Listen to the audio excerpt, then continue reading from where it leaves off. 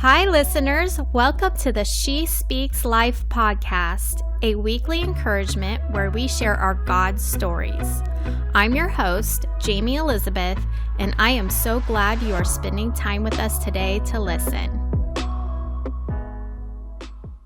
Hi, and welcome to this week's podcast. I am so honored to have my new friend on here, Sharon Tedford. Hi, Sharon. How are you? Hi, Jayme. I'm so well. Thanks so much for having me today. It was really great to meet you recently, and I'm really happy to be able to share with your friends here my story. Yes, we're looking forward to it. And I just want to let you listeners know that Sharon and I met recently at a writers' conference. And I got to say, automatically, I just fell in love with her eloquent English accent. But what's most admirable about her is her heart for Jesus and how she expresses it through her music and writing. It's so beautiful. And she is a songwriter, a worship leader, and she's written a book and created an album called Stand. And she has a great testimony to share with us about the changes life brings to us and how to stand faithful through it all. So, Sharon, we're looking forward to how your God story brought you to this point. Thank you so much. It's funny because we wouldn't even be talking. We wouldn't know each other. I would not have been at the writers' conference. I probably wouldn't even be a writer if I hadn't allowed God to make those changes in my life. So that's been really an exciting thing for us to see that, when we allow God to make changes, exciting things happen. So we've actually, you can probably tell that although I live in Texas, I'm not actually Texan. And Yeah. I have to say that I'm really pleased that you think I'm eloquent. That is just a gift of my accent. It makes I me love sing. it. My daughter wishes she had an English accent because sometimes she'll just want to talk that way just because she loves it so much. So, And the truth is, once we know people a little while and they've been in our lives for a while, they often sidle up to us and say, "Sharon, we have a confession." And we say, "Oh yeah, what's that?" And they say, "Well, we just want you to know that every time we leave you and we get in the car, we all speak in an English accent and we can't help it." So you're not alone. oh, So, I love and it. this month it's a great time to be chatting to you because I just realized that 10 years ago tomorrow, we got the keys for our Texas house, having just moved here. Um, Mm. 10 years ago, we'd lived here for 1 month before we got the keys to our house. So, as you can imagine, moving from England to the Yes. Texas is a big change. We live in the Dallas Metroplex area, and in England, we lived in a tiny little village just north of Windsor Castle. We could see Windsor Castle from the Oh, top of the hill in our village. So very different, wow. yeah, very different from Dallas. Let me just say that. Very different. Culture shock. Just Do you, massively. Mhm. yeah. Do you miss where you came from? Having that Windsor Castle view? It's funny because we've just had some American friends who've just been there and they were posting pictures of Windsor Castle and the changing of the guard, which happens 2 or 3 times a week in different seasons. And it just made me remember how we had a weekly visit with whichever child. We have 3 children, so whichever child was around and not at school, I would take them and we would watch the changing of the guard just 10 minutes from our house and then go Mm. home again. And, it just made me feel really homesick of, that really special sort of time together, one on one with each child at different stages in their lives. And we miss our family. Obviously, we miss our family and our friends. There's nothing that replaces that. Your Yeah. family will always be your family. And we found some fun ways to stay connected with them. And we're so grateful for social media because that has been a really easy way to stay connected, especially with our teenage nephews at the moment. None of our nieces are teenagers yet, but a few of our nephews are. And it's just an easy peasy way to stay connected. Funnily enough, my dad actually emigrated to San Antonio, Texas when he was a child. Oh, wow. And yeah, that goodbye for him and his parents, he was an only child. That goodbye was a very different goodbye from the one that we gave. Because obviously it took, I think, 6 weeks, he says, to get letters back and forth. And so if there was an emergency, there was no way to contact your family Right. way back then. And actually, they didn't Mhm. stay here because my grandma got tuberculosis and they couldn't afford the medical costs. So they put her on a ship and they all went home, which is Oh, good. Otherwise, my yeah. dad wouldn't have met my mum, Yeah. blah, blah, blah. Yeah. So, yeah, Oh, well, I'm we've had glad to you're learn. here. Yeah, thank you. So are we. We've just had to learn lots of different things that have helped us to assimilate with the culture and, make this home. It was funny because one of our friends who we knew in England is actually from Alabama. They lived in England for a few years. And when we were moving to America, they were our people. We need your help. How Yeah. do we buy phone contracts? We talked to them about mortgage and water rates and all the Yeah. basic stuff that you need when you move that you've learned over the years, but is completely different in another country. And the best thing they taught us was to say, it's not wrong, it's just different. Because you hit Yeah. so many things that feel wrong. And so it was really Mhm. helpful to be able to say that to the children who were 4, 7, and 10 at the time. And they'd come home and say, "Oh, mummy, they did this wrong at school, or they're saying it wrong, or they're spelling it wrong." That still happens. But, but we say, it's not wrong, it's just different. And that's been a really helpful phrase for all of us to live by. In fact, we find that is useful in lots of things and lots of times when Yeah. you meet people of other opinions, it's not wrong, it's just different, Yeah. you I was know. just gonna say that. Doesn't Yeah, have to be because you came from England. It could exactly. be Yeah. universal Yes. I on mean, a lot of things. especially thinking about, we've just been recently talking about all of the controversy with Beth Moore, that if we'd have just gone into that whole thought process with it's not wrong, it's just different, then Mhm. maybe that conversation would never have Yeah. happened. I don't know. Yeah. It's a good way to think about the kingdom of God. We have different opinions about things. And yeah, I would say some things Mhm. are wrong, but driving on the right hand side of the road versus the left hand side of the road is not wrong.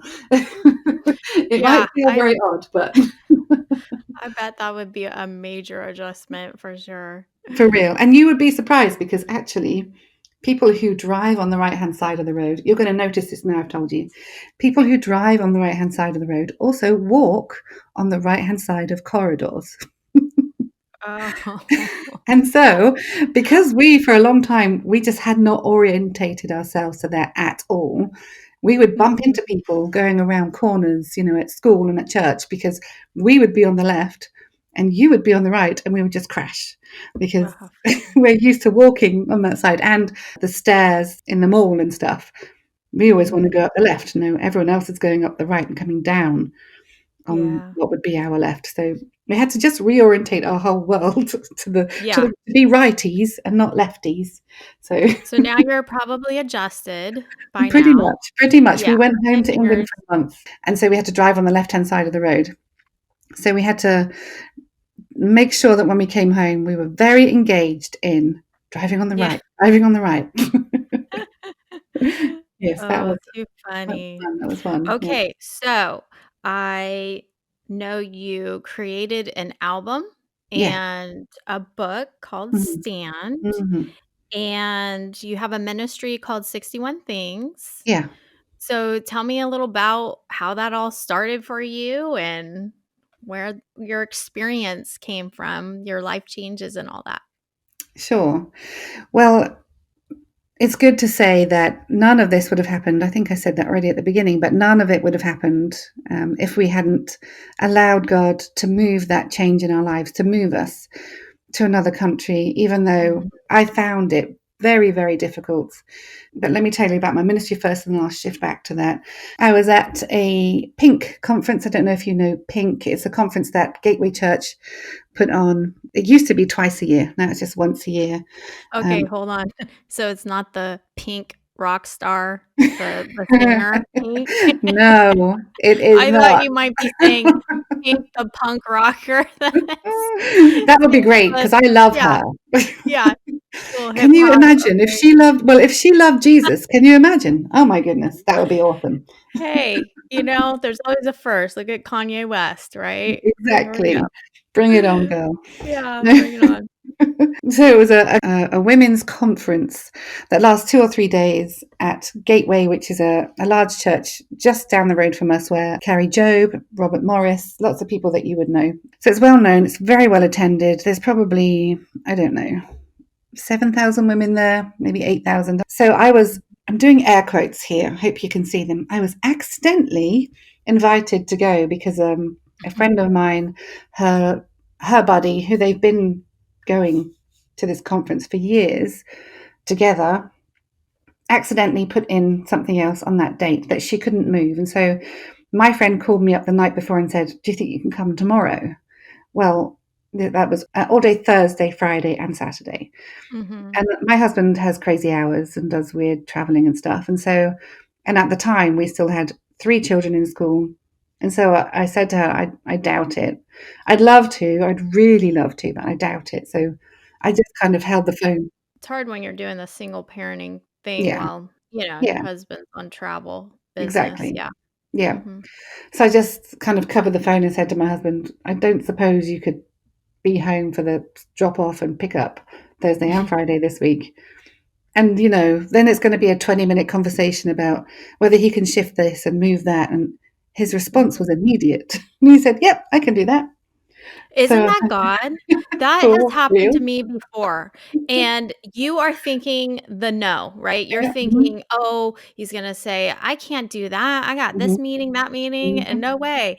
But I just look at the times where I've seen my husband do that automatic, "Well, sure. Yeah, Yeah. let's go for it," or whatever, Mhm. a green light, and you're Yeah. going, "Okay, that is the Lord. Hello." Exactly, for real, without question, without Uh-huh. question.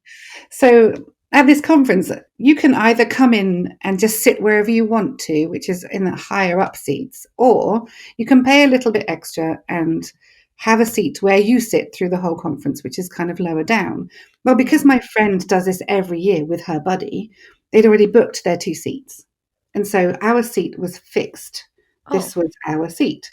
nice. And that's important because we went for lunch in the middle of the conference. They kind of say, "Today you go off site for lunch." So we went off, had lunch. When we came back, tucked into every single one of the seats in the whole auditorium was an envelope. And inside the envelope was a word of prophecy. And every single one is different. Wow. It That's takes them a so year cool. Oh, to I do that. bet. I'm, Yes. like, thinking, "How fast did they do that?" I know. Oh my goodness, Oh crazy. my So they have a god. team of women who are trained and who just sit and Wow. listen to God's voice and, Mm, write it down. And so my point love that. is, this was my seat all Mhm, along. We didn't just sit somewhere different. mhm, We sat in what was meant to be my friend's buddy's seat, but actually no, it was mine all along. That God had made a change and had mhm, invited me to go. And this prophecy was so dead on to what had happened in my life and mm, some struggles and difficulties that I'd been through, and calling me out as an oak of righteousness. I'd stood strong through some storms, which there were some pretty intense church hurts and some battles within a church that God showed his glory through. That had been very difficult, without question. I was like 3 lines down reading it, weeping and snotting, oh, yeah. and, so my friend knows my story, and she was just, "I can't believe that this is on your seat." And it was just really exciting.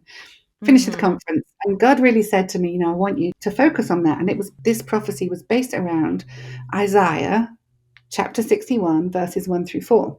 mm, So for a little while, I was just in awe of the words of the prophecy. And yeah, then, that little voice in my head, weigh up the prophecy, weigh it up. How do you weigh it up? By looking into the scripture, asking God's word. God's word is always our foundation to prophecy. mhm, Always, always, always. So I sat down and I said to God, "Well, I don't know what I'm going to find in Isaiah 61, verses 1 through 4, but let's have a go." So I got mhm. myself a brand new journal because, you have to do that, right? You can't Yeah. start halfway through another one. New pen, I'm like also that very too, a important. stack of journals. Yeah, me too. So Yeah. embarrassing. You know you're a writer when. Mhm, exactly. And I spent days and days going through this scripture while the children were at school. There was not much housework that got done. And God sucked me in, and I wrote 58 pages of notes on those 4 verses Oh, wow. because God was setting it on fire and Yeah. starting some change in me. Mm. And so it became obvious to me that this scripture is really our mandate. It's actually the same scripture that Jesus uses in Luke 4, where he's in the temple and he stands up and says, "The Spirit of the Sovereign Lord is upon me, for the Lord has anointed me to bring good news to the poor." And he Mhm. doesn't do all 4 verses, but he does the first bit. Mhm. So I was beginning to think, well, you know what? If it's good enough for Jesus, it's good enough for me. And I Mhm. had worked in the church setting for a long time as part of the worship ministry. Like you say, I'm a worship leader, and so I wasn't the worship pastor at that particular church, but I'd done a lot of stuff around. But God was saying to me, there's more than that. And this is what I often meet. And I come into contact with other men and women who've been in the church for a long time. They are just tired. Mhm. And often people don't know what to do next. You know, I've worked in the Sunday school, I've greeted people at the door, I've helped with communion, but none of that feels like it's satiating my desire to tell people about Jesus. And I don't Mhm. know how to do it. And so, you know, my mandate is to revitalize weary believers with all that Isaiah 61, 1 through 4 tells us, because it tells us that if you know Jesus, you are anointed. Mhm. And what you're anointed to do is to see comfort for the brokenhearted and to see the captives released and prisoners freed and to give those who are mourning some hope. There's a whole list of things that we can do in this passage of scripture that is just so exciting and Mhm. accessible to everybody. If you're 3 or 103, you know, everybody Right. can do some of this stuff. So that then just lit me on fire and was just all very exciting. Oh my gosh, I bet. That is Mhm. amazing. That's so cool. And so I'd already written songs for my next album because I was already doing that. When we moved here, our youngest was 4, and so he was with me for a little bit until I found him a preschool to go to and to enjoy. And then I was home alone all day. Alone, alone, Yeah. alone.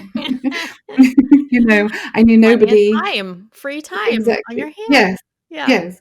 And it didn't, to be honest, it didn't feel a lot like free time. It felt like lonely time for a long time because I Mhm. didn't know, I didn't even know how to buy the ingredients I need to make. You know, you have your 4 or 5 regular meals that you make for your family. Well, I couldn't just walk into a store and go and buy this brand off that shelf and know how much it costs, and that meat from that production place, or this pack of herbs. I couldn't do Mhm. anything because everything was different. So Right. everything felt like a struggle and hard and just difficult. It was Mhm. just a struggle. It was not easy. So to help me, I was doing what I knew, which was to write songs. And so as I was writing these songs, it was 7 years worth of songs, which is a long time. It doesn't normally take that long, but because I was stalling along the way, I was waiting for this fire to be lit under me, really, from this Isaiah 61 prophecy. Mhm. I was just writing and storing in obedience to what God had asked me to do and just to keep doing what I knew how to do. You know, sometimes when change comes, that's what we have to do is just keep doing what you know how to do. Mm. Yeah. So that was what I was doing. And so when God started to reveal to me that I thought to begin with, he wanted me to write a book called 61 Things about all the things in Isaiah 61 that he's calling us to do. And so obviously I had plenty of notes to start. Right. 58 pages 50 worth, pages, right? exactly. And that was just the first thought, you know, there's no digging in that at all. Yeah. I had just started conversation with a producer talking about getting back in the studio, and after this prophecy, I was absolutely certain this was the right thing to be doing. Yeah. And the more time I spent recording these songs, you suddenly hear the words of my heart have been wrapped around this need for knowing how to reach out for God and not just be in my home and isolated. Mm. So you hear all of that through these songs, which is just incredible to hear, you know, that I wanted to help people to learn how to pray about others how to trust God as our shepherd and how to reach out to him in devotion when I felt so alone. The best thing for me to do was just spend time with him and know that he's present, and that, all of the songs that kind of show that my journey. And so it was actually my producer. Let me take a step back again. In order to record a song, you sit in the studio, and the process usually is I'm going to play the song for my producer, and I'm going to chat to him about why it sounds like this, why I've used this chord progression, what I want it to sound like, what kind of support instruments I'd like, Mhm. so that we can get an idea for it. So I basically tell the story. Mhm. And after telling the story, I guess we were on our third track. My producer said, "Okay, stop." And I, why? What? He said, "You're a really good storyteller. You have to write a book Mm. about these songs." And I said, "Don't be ridiculous. Do you know how much time it takes to record an album?" And of course, he laughed because he knows. He's a Yeah. he's a two-time Grammy award-winning producer. So yes, he knows. Yeah. So I just kind of laughed it off, finished the track, went home, um, crawled into bed. Normally, you're recording late at night because your vocals are warmed up. It's better for you then. So I Uh-huh. crawled into bed next to my husband, who was semi-conscious.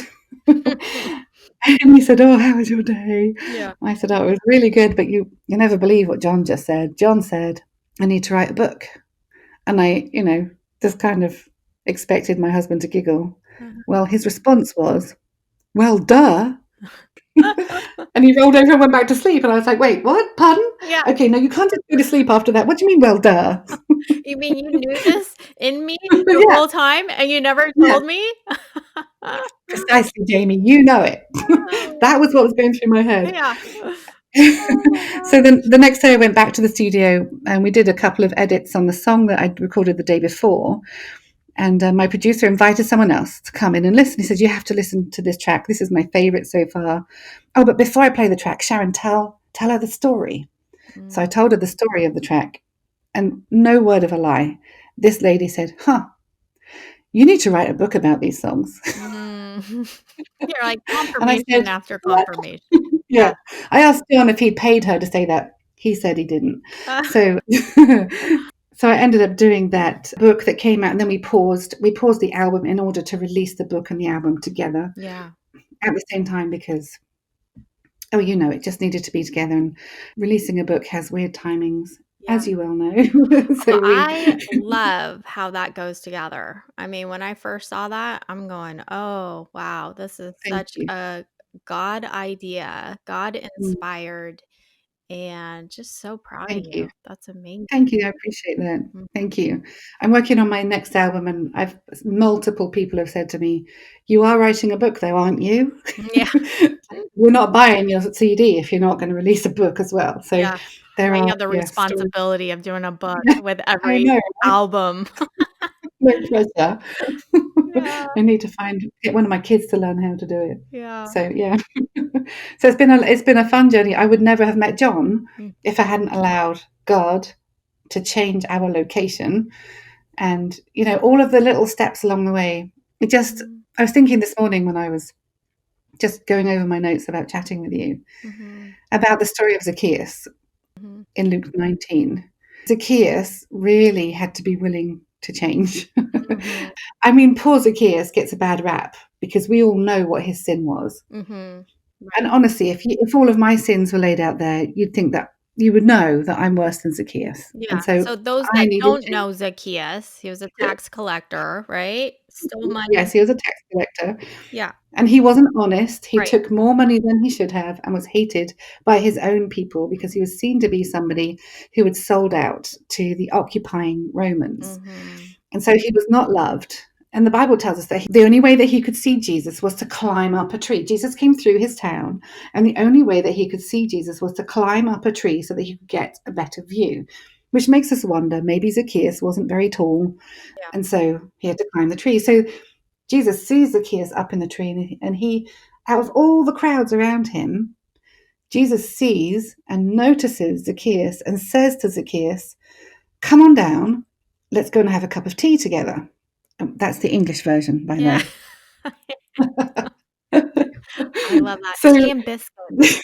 that's what it was. Tea and crumpets. That's exactly what Crumpets, happened. yeah. Scones.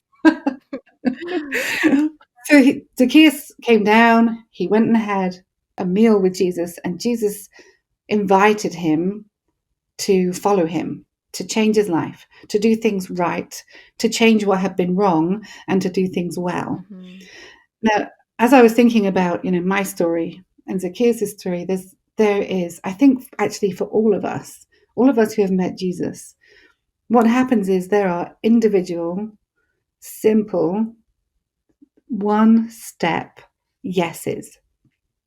So Zacchaeus had to say yes to, Mhm. I'm not going to work today, which meant for him he wouldn't get money that day. Mhm.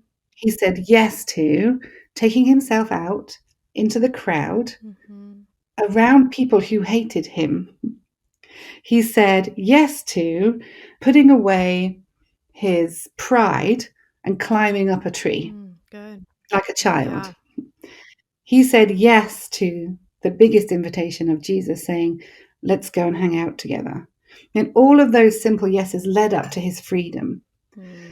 And that's what change has been for me, is all of these simple yeses, although some of them have been big yeses, like Mhm. God inviting us to move to another country Right. and us saying yes to that. And we all have big yeses and simple yeses, but to be honest, the simple yeses are behind that invitation of God to move to America. Mhm. Was previously to that, we were about to move to another village. Mhm.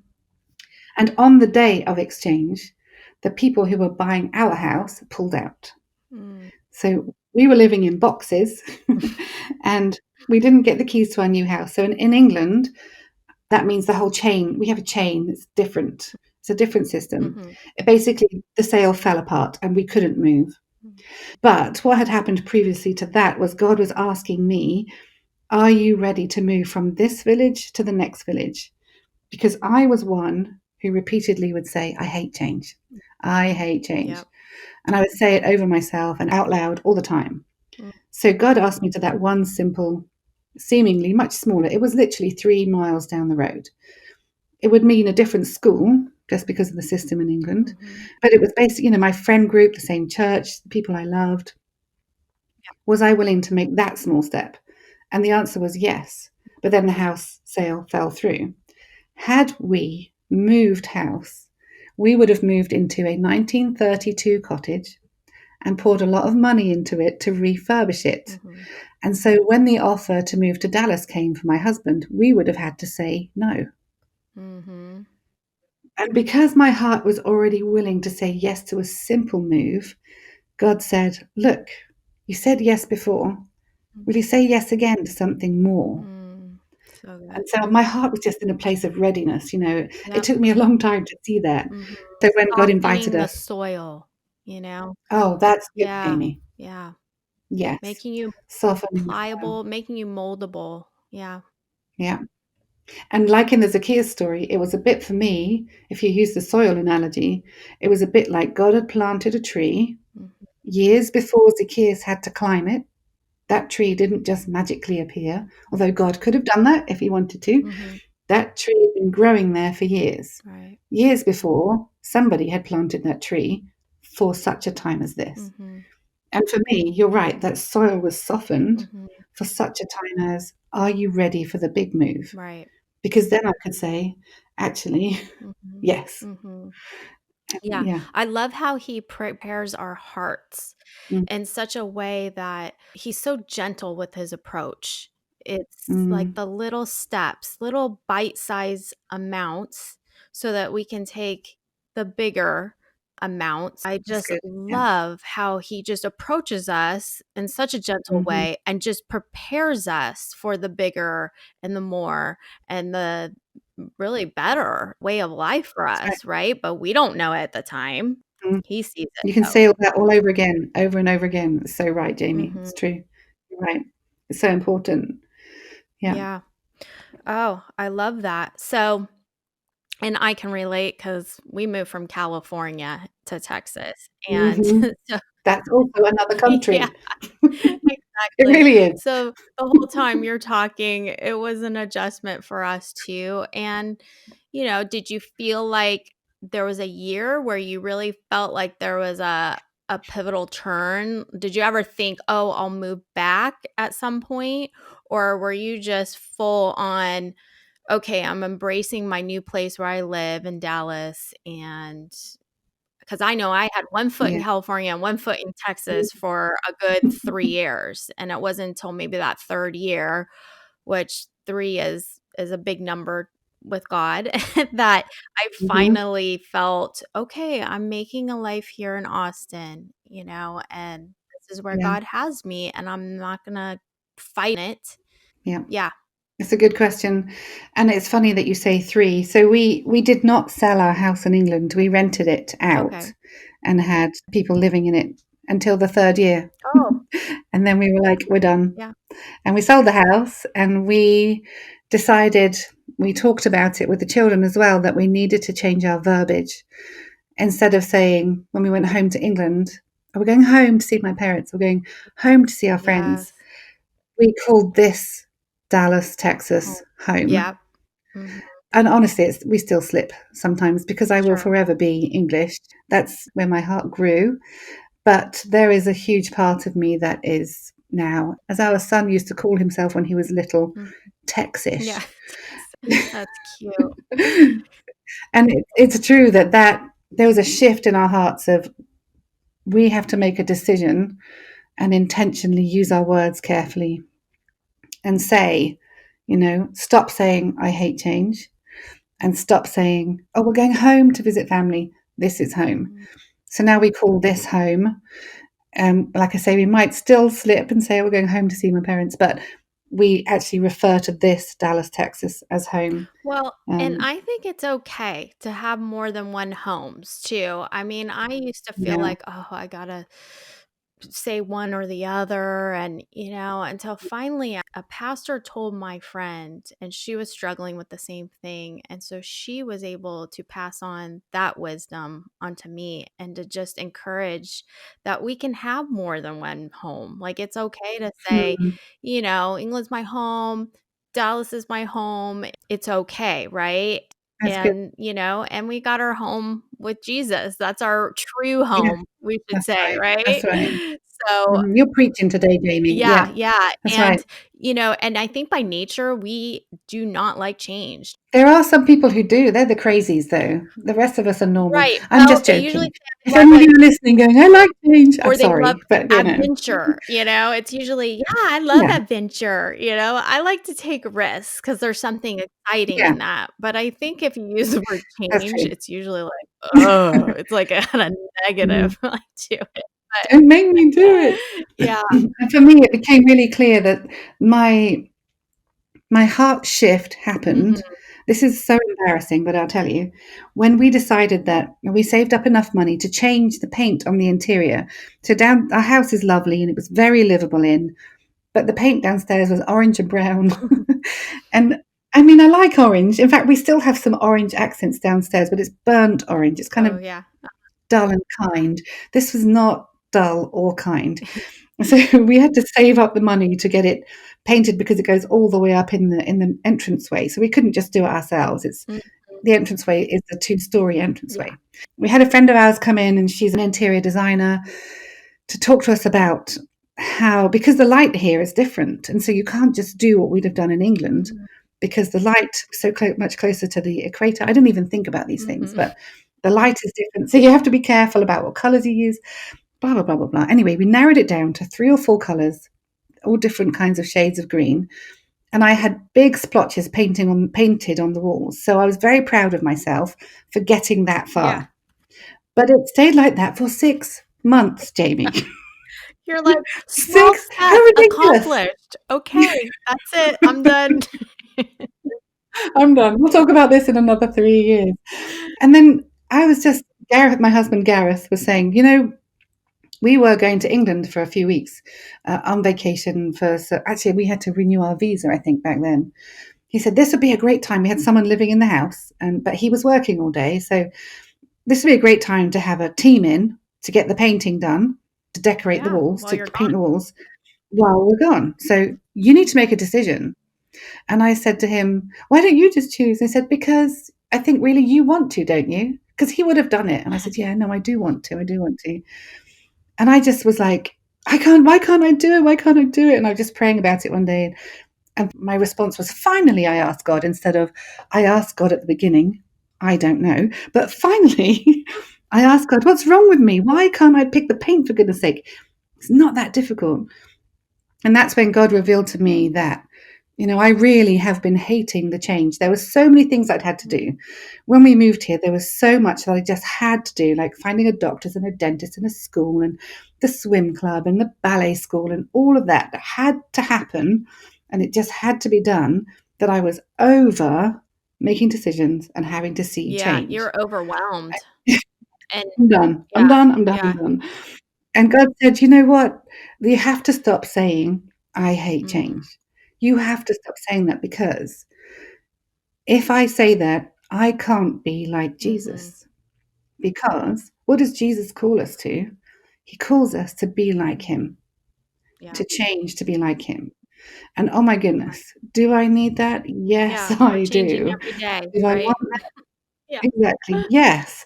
And so I've had to stop saying that phrase, "I hate change." On that day, I just went, "Okay, we're having that one and that one, we're done, moving Yeah. on," and hopes to goodness that when we came home, we liked it, and we did, so it was okay. But, I was just like, "This is ridiculous." But it was because God was trying to show me something about my own heart, even when I couldn't choose the color. How ridiculous. Mhm. Yeah, and it's kinda like let go and let him, and Mm. Mhm. I love that we're changing every day and changing to be Yeah, more and more like him. We'll, yeah, never achieve perfection, but we're growing in our yeah, character so that we can bring that's right. others to belong in his kingdom in heaven and for Yeah, eternity. yeah. And I just love the change of your move. What you did was you didn't just throw the covers over your head like some of us do, where we just get in a depressed state and we become Mm, paralyzed and it just becomes harder and harder because we're not moving yeah. forward in the new life, the new community that we're in. But Mhm. what I see is you pressing into God even more and you pressing Mm, into your gifts of singing and writing these songs out and then having the stories behind them and then having mm, other believers around you encouraging you to combine it with a book, and because we mm, see this gift in you, you're a great storyteller. So you had all of this encouragement, this community, which is so important. We're designed to have relationships with others because this is it. If we isolate ourselves, we just get stuck. And that's when the that's enemy can right. just come at us and we're just spinning around in our own thoughts repeatedly and we're Mhm, not renewing our mind with God's word. So as you're writing songs, as you're writing the book, you are immersing yourself in God's word. And therefore, that was that's right. propelling you to move forward, embrace the change, and get acclimated Yeah, where you are. So, that's yeah. right. That's so good, Jamie. I would say just the first couple of years, I probably did walk around with a blanket over Yeah. my head, Okay. uh, Yeah. but I also Okay. lamented. I mean, it's all over the scripture that, when we come, lament is when we come to God and complain. When we come to God and say, I don't like it. What are you doing? Where are you? What's going Mhm. on? That God allows us to do that. He it really does invite us to Yeah. do that for two reasons. One, because he already knows what's going on in my heart Right. anyway. So we might as well talk about it. And second of all, when I complain to God, I am talking to him. Yep. And that's what he Mhm. wants.